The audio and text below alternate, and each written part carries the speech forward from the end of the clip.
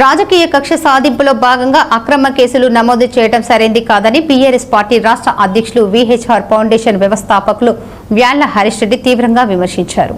Ramagundam cyber crime police స్టేషన్లో ఉన్న నల్లబాలును ఆయన గురువారం పరామర్శించి కేసుకు సంబంధించిన వివరాలను అడిగి తెలుసుకున్నారు. అనంతరం మీడియాతో హరీష్ రెడ్డి మాట్లాడుతూ రాజకీయ కక్షపూరిత కారణాలతో పెట్టిన ఈ కేసులో కోర్టులో నిలబడవని పేర్కొన్నారు. సుప్రీంకోర్టు గైడ్లైన్స్ ప్రకారం ఇలాంటి కేసులు నమోదు చేయకూడదన్నారు. ప్రజల నుంచి వస్తున్న వ్యతిరేకతను మళ్లించేందుకే కాంగ్రెస్ ప్రభుత్వం ఈ కేసులు ఉపయోగిస్తుందని విమర్శించారు. ఇచ్చిన హామీలను నెరవేర్చలేక ప్రజల దృష్టిని మళ్లించేందుకు అక్రమంగా కేసులు పెడుతుందని అన్నారు. బీఆర్ఎస్ పార్టీ లీగల్ సెల్ ఇప్పటికే ఏర్పాటు చేయబడిందని, రానున్న రోజుల్లో పార్టీ కార్యకర్తలు, సోషల్ మీడియా కార్యకర్తలు, నాయకులు ఎటువంటి ఇబ్బందులు కలగకుండా చూసుకుంటామని ఆయన స్పష్టం చేశారు. నల్లబాలుకు అన్ని విధాలుగా మద్దతు ఇస్తామని, ఈ కేసులను లీగల్గా ఎదుర్కొంటామని హామీ ఇచ్చారు.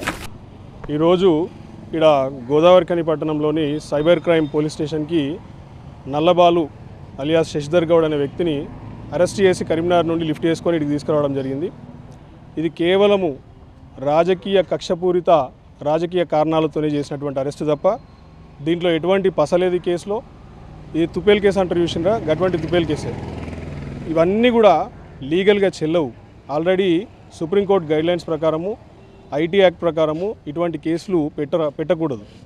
వీళ్ళు లీగల్గా ఏ విషయంలో పాటిస్తున్నారు? వీళ్ళు ఎటువంటి లీగాలిటీస్ లేవు.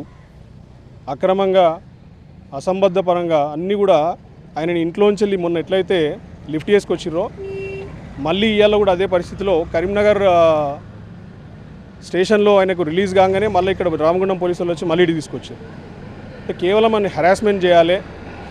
ఇలా ప్రజల్లో తీవ్రమైనటువంటి వ్యతిరేకత రావడంతో ఇచ్చినటువంటి హామీల్ని, వాగ్దానాలని నెరవేర్చే పరిస్థితి లేనందున ఈ పబ్లిక్ని అందరినీ కూడా డైవర్ట్ చేసే భాగంలో ఇటువంటి అక్రమ కేసులు బనాయిస్తారు. నా మీద కూడా 7-8 కేసులు పెట్టారు. ఇవే అన్ని పనికిమాలిన కేసులు. ఇవి ఏమవుతాయండి? పాపం ఆయన కేటరింగ్ చేసుకునే ఒక మధ్యతరగతి, దిగువ మధ్యతరగతి పిల్లగాడు అతను. ఏది చేసిన పాపం ఏందాయన? ఈ రాష్ట్రం అవలంబిస్తున్నటువంటి, రాష్ట్ర ప్రభుత్వం అవలంబిస్తున్నటువంటి ప్రజా వ్యతిరేక విధానాల పట్ల స్పందిస్తే అది కూడా ఒక కేసేనా? అంటే ఇంత అన్యాయమా, ఇంత అరాచకమా ఈ రాష్ట్రంలో? ఎన్నోసార్లు కేసీఆర్ గారు, కేటీఆర్ గారు చెప్పారు, ఈ అక్రమ కేసులు బనాయించే సంస్కృతిని ఆపండి. ఆపకపోతే ఇది పెంచి పోషించి పెరుగుతుంది తప్ప ఇది తగ్గదు. ఒక ప్రభుత్వం పోయి ఇంకో ప్రభుత్వం వస్తే మళ్ళీ కేసులు ఎందుకు? ఇవన్నీ చేసే పనిని చేయనివ్వండి. మీరు ఇచ్చినటువంటి హామీల మీద దృష్టి పెట్టండి. అంతే తప్ప మీరు చేస్తున్నటువంటి వ్యతిరేక విధానాల పట్ల ప్రశ్నించే వాళ్ళ మీద కేసులు పెట్టడం ఎంతవరకు సమంజసం? ఇది